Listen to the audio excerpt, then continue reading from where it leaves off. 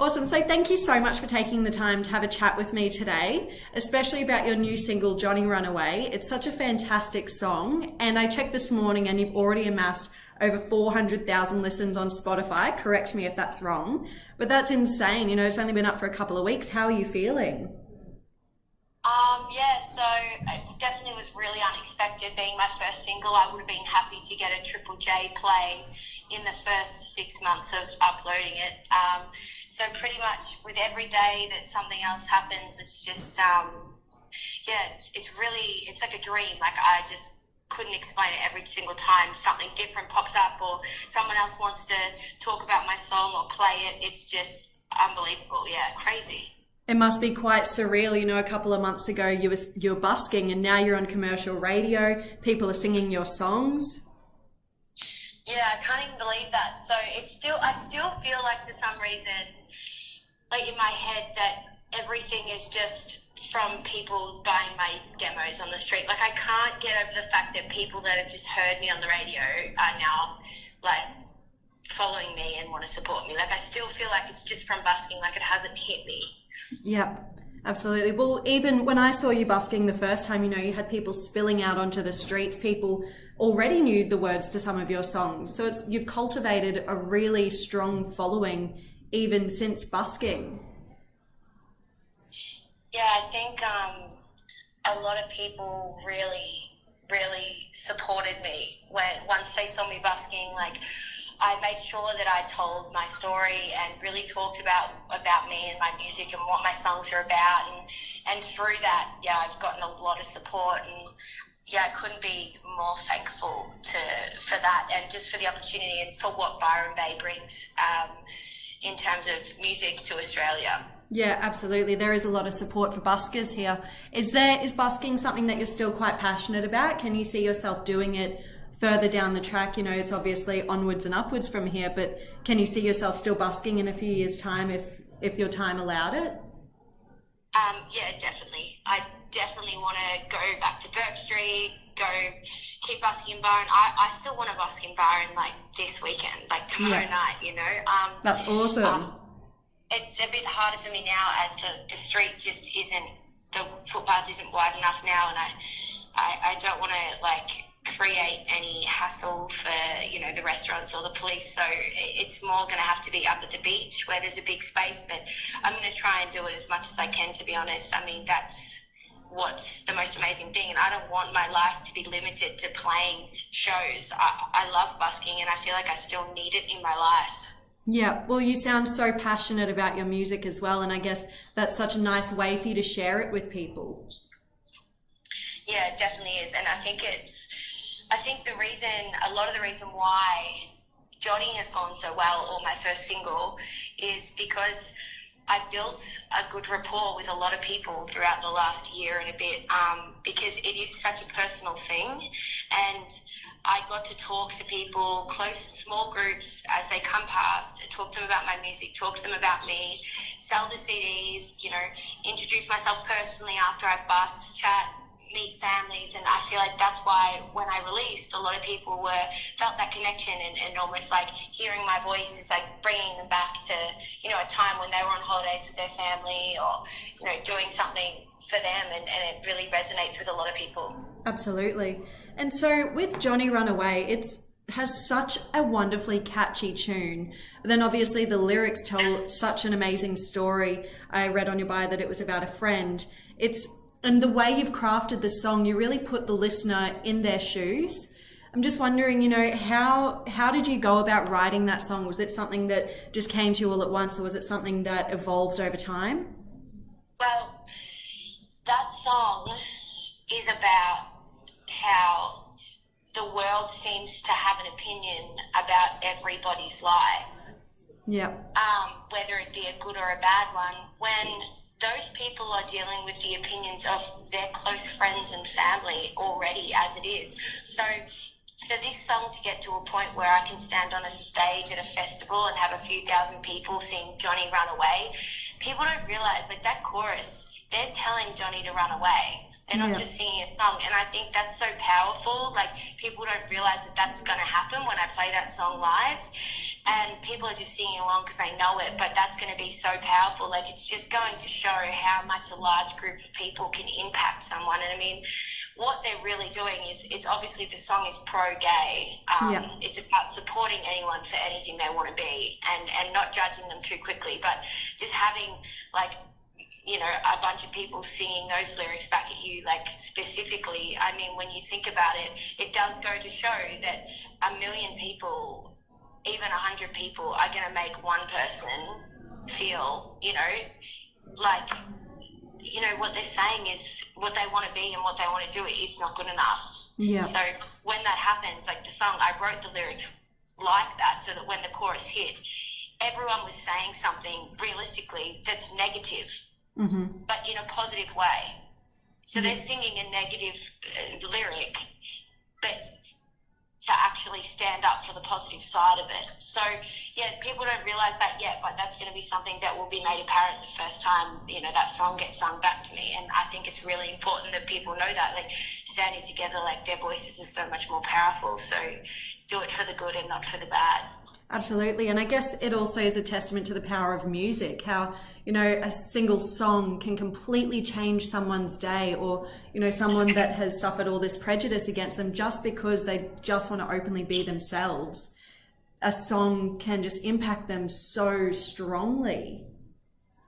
Yeah, I feel as though this song in particular is so important, because it is a song about someone that's so important to me. Yeah. And not only that, like, it's a song about, you know, your friend, and it's a song about, you know, my other friend, or you know, my sister's best friend, or whoever it may be that's gone through the same thing. It's a song about everyone, and it's so touchy to sing a song about someone else's situation that you haven't gone through yourself. So all I could really do was take what my best friend had told me not to write a song. He just broken down to me one day, and I was so emotionally moved by it, and he's such a strong person that I went, wow, this is crazy. And he doesn't have a voice, you know, like, he's not someone that has a voice to do anything about it. And I mean, there's a lot of musicians that write songs about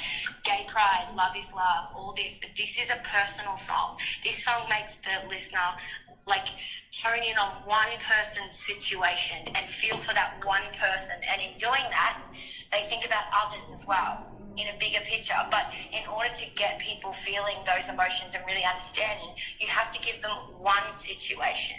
Yeah. So they can really feel, empathize with that character, and then next time someone else that maybe has gone through the same thing comes past them, they'll feel more empathetically towards them as well. And that's what I try to do, instead of just saying love is love. If you put everyone together in a big group, it's harder to empathize with them. But if you put that one person in front of you and tell you about their story, then I think that's a way better way to get people to really understand it.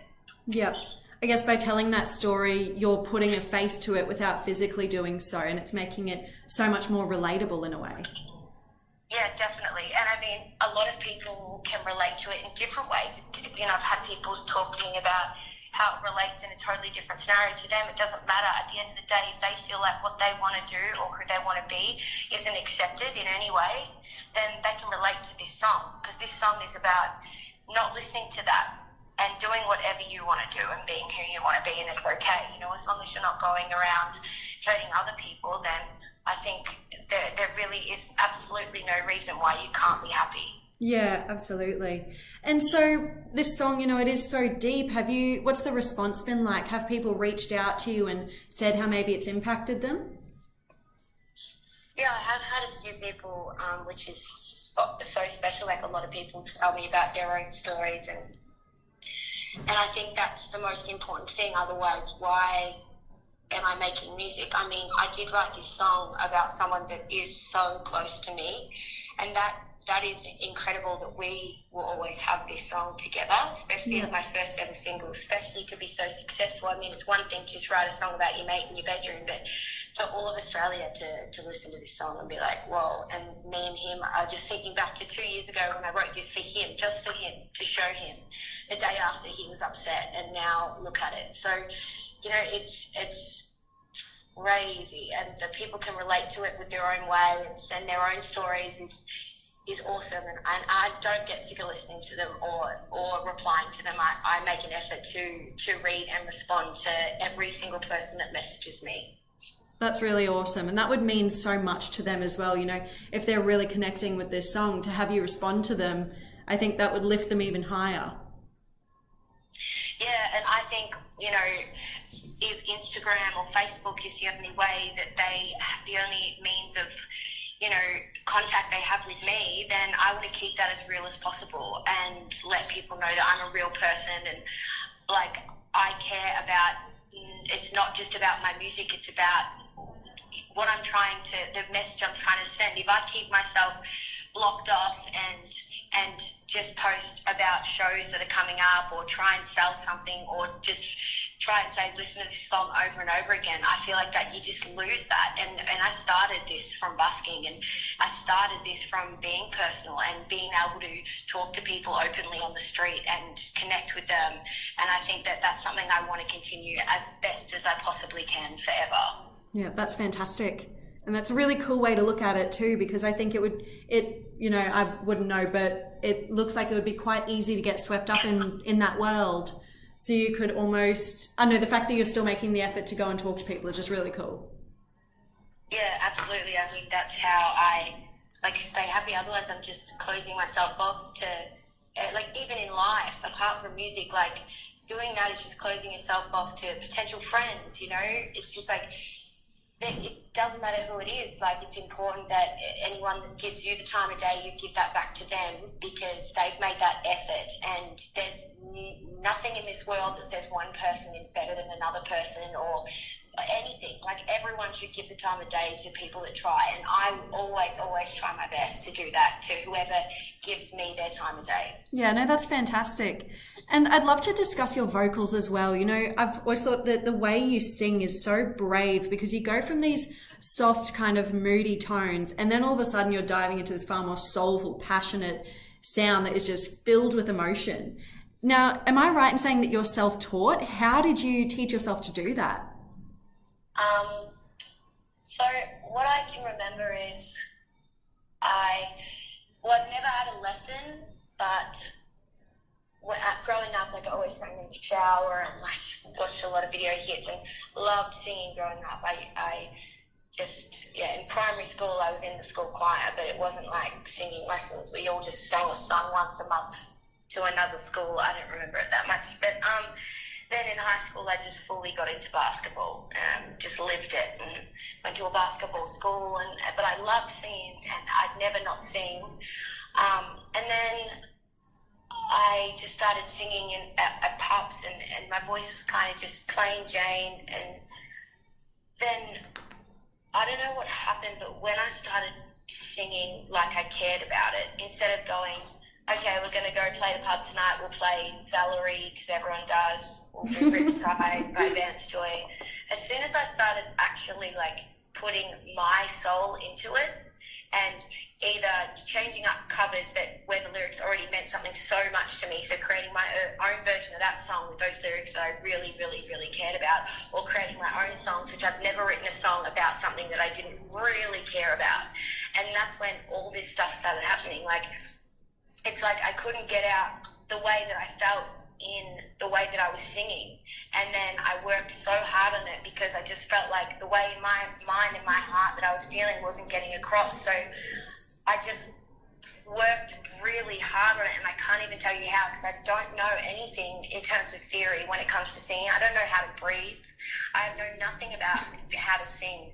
Never been trained in any of that. I have no idea. I've never done a trill, like a da-na-na-na. So I just sung all the time until there was one point of this song where I really wanted to hit this note, and then I just worked on that note for like a month, just that one note, and I'll just keep trying to work on different ways to sing. And when I started doing those soft, weird tones, when I first figured out I could kind of do them, I just worked so hard on it because I loved that sound.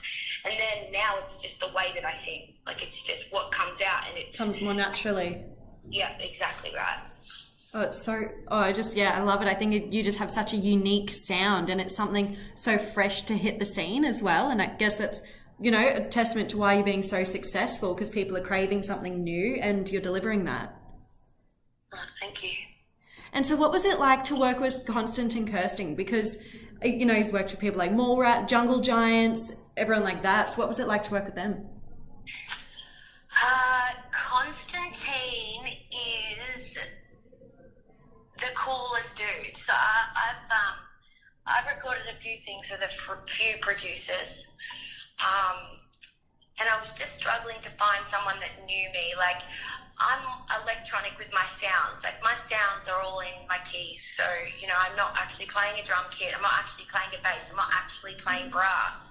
So when I went to producers that were band producers that pretty much just live recorded a band, that wasn't for me. I needed someone that had a bank of sounds that could do a little bit of electronic stuff and also was current enough to know what I wanted without thinking it was weird or whatever. And I've been to producers before, and they've said things like, oh, she knows what she wants, like, in a way of saying, like, God, she, like, really wouldn't let me do anything. It's because I do know what I want, because I have all the sounds. I play around with them as much as I can at home. So when I get into the studio, that costs money, so I'm ready to go and I know what I want. Yeah.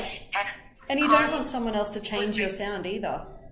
Yeah, exactly. And Con was the perfect balance between knowing what I wanted and respecting that, also being a genuinely nice, cool guy to hang out with, and also like adding his own things that were perfectly intertwined with what I wanted in a song.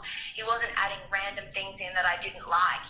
Everything that Con suggested just perfectly went well, and I was like, it's like, when I'm in the studio with someone else, I'm always sitting there looking like, okay, stop, da-da-da. With Con, I just like to sit back and listen while I'm on my phone or playing with a ball in the back, because he knows what he's doing, and it's crazy. And I always have to stop him and say, Con, just so you know, I really care about this track, but you're just doing such a great job that I don't have anything to say. And I don't want you to think I'm just like, I don't care. But it's just that, like, I really can't, but, like, best believe, like, if I don't like something, I'll stop the producer straight away and be like, no. But it's just with Con, I think I've only ever said no to, like, one thing, and he's recorded my second single too as well. Mm-hmm. So, like, even between both of them, we've just had a really good run, and I definitely want him to finish off the EP with me. Oh, fantastic. And can we, when can we expect the full EP? I'm going to say roughly, I'm going to say the full EP, roughly a few months. Yeah. But I will try and release single to single before then. Looking forward to it. Can we, see a date of the next single or anything like that? Or is it best to just keep an eye out as a nice surprise? Yeah, I think we'll just keep an eye out for that. I'm not 100% sure right now. We're just, we're in the midst of making sure everything's perfect. We want to get everything right. We're not trying to rush anything, and make sure that we can be proud of each song as we release it, really. Absolutely. Well, it's your voice. You want to make sure it's delivered exactly how you want to be heard. Yeah, exactly right. And so you're also playing at Big Pineapple Festival on the 25th. What's that like? Like we just discussed before, Johnny Runaway's only been out for a couple of weeks, and now you're going to get up onto this stage in front of so many people and perform this incredible song. Well, Big Pineapple Festival is huge for me. It's my first Triple J festival. It's my first being on the bill at a big festival, like being asked to play. It's huge, and there's a lot of really amazing acts playing as well. Yeah. So cool, because I've always been on the other side of the fence, Yeah. So, I mean, it's exciting. All I can do is do what I do. But right now I'm so excited and be exactly who I am and play the exact way that I play on the street and just be confident in that, because that's who I am. I don't want to change myself. I don't want to change the way I play. No, absolutely.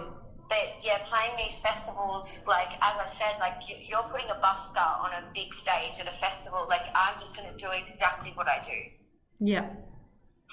Oh, it's brilliant. Is there anyone specific at Big Pineapple that you're looking forward to seeing, you know, as a fellow artist there?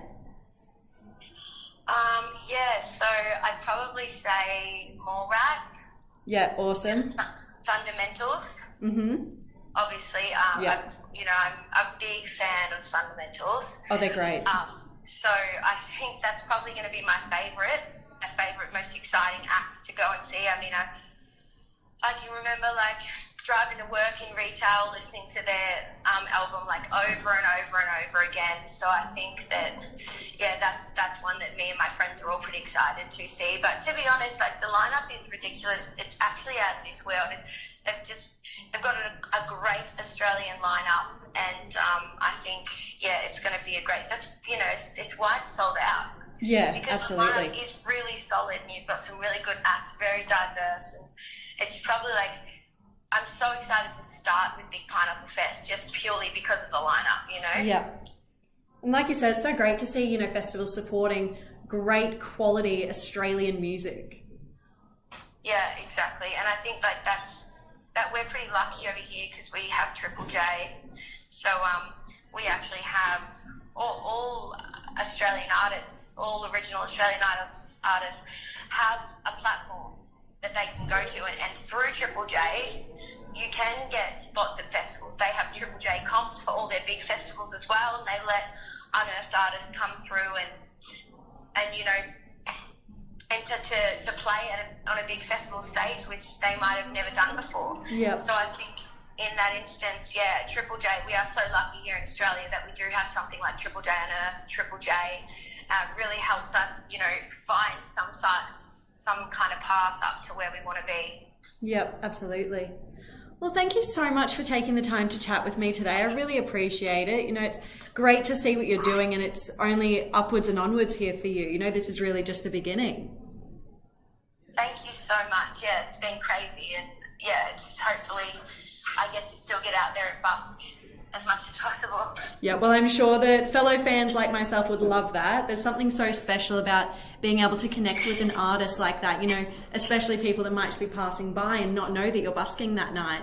For them to be able to connect in an intimate setting like that is the best. Yeah, I agree. And it is for me too, definitely. Well, awesome. Thank you so much, Tones. I really appreciate it, and it was absolutely great to chat. Thank you. You too. Have a great day. You too.